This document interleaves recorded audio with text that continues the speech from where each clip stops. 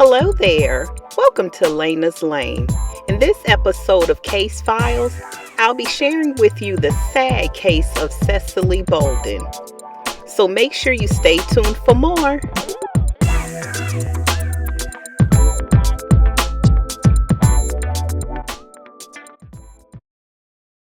Cicely Bolden, born January 8, 1984, was described as an independent, headstrong firecracker, one who stood her ground and lived life her way. Her sister Cicely Bolden states although her sister wasn't perfect because she liked drama, she was a good person and a really good mother.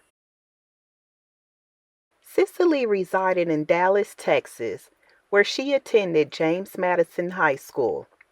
After high school, she furthered her education and became a CNA.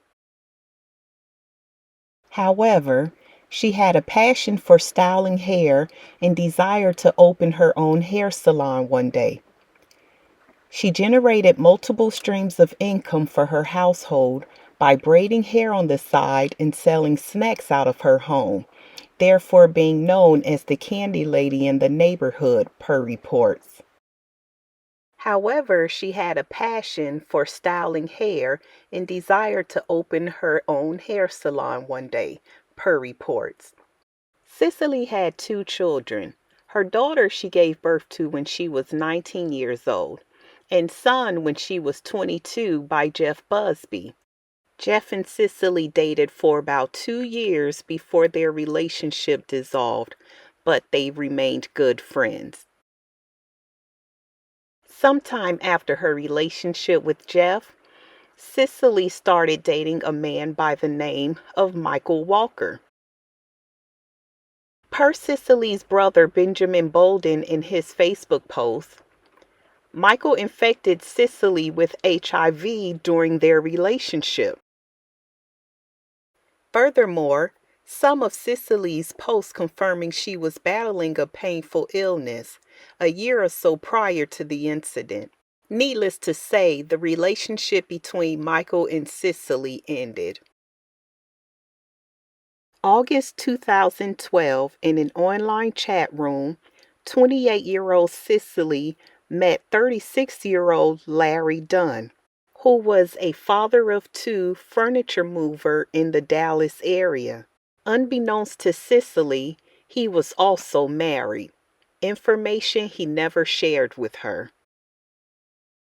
After a few weeks in the chat room, Cicely and Larry then established a relationship offline, which evolved into them becoming intimate. According to Larry's testimony, he and Cicely had unprotected intercourse 3 times before Cicely informed Larry she was HIV positive. Per Larry's confession, a week later, on the morning of September 6, 2012, Larry went to Cicely's home and they engaged in unprotected intercourse once more, which would have made it their 4th time. While laying in bed afterwards, Cicely starts sharing with Larry that having HIV isn't that bad. Larry stating that the more she talked about HIV and how it wasn't that bad, he got angrier and angrier.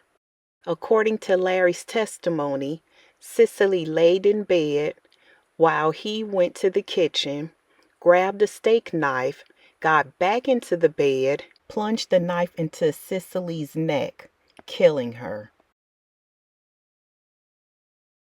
Cicely's body, which was uncovered from the waist down, was found by her 8-year-old daughter and 7-year-old son in their room. The children ran out the home crying and screaming. They were then assisted by their neighbor, Latoya Arnett. After informing Latoya of the gruesome discovery, she called 911. Latoya was able to ID Larry as the person she seen entering Cicely's home that morning. It is reported Larry initially denied unaliving Cicely, although he admitted that they had intercourse that day. He also denied knowing Cicely was HIV positive. In a second interview is when Larry admitted to what he had done, stating he was enraged. She knew she had HIV. He went on to reveal he burnt his clothes afterwards and dumped the knife in the garbage at a Waffle House. Police later recovered the weapon.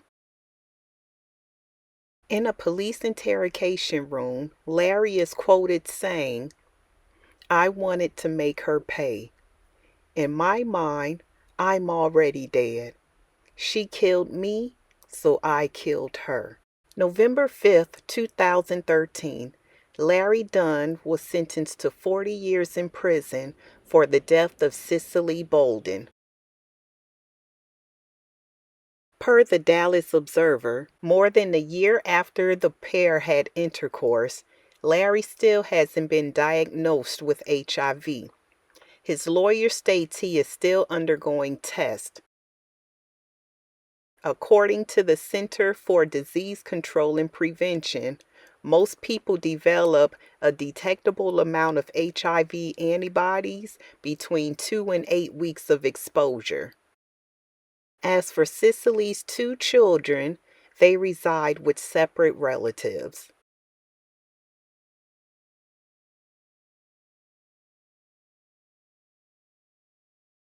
That was the case of Cicely Bolden. Down in the comments section, let me know whether or not you heard of this case. What were your thoughts? Let's talk about it. And thanks for watching. Bye for now.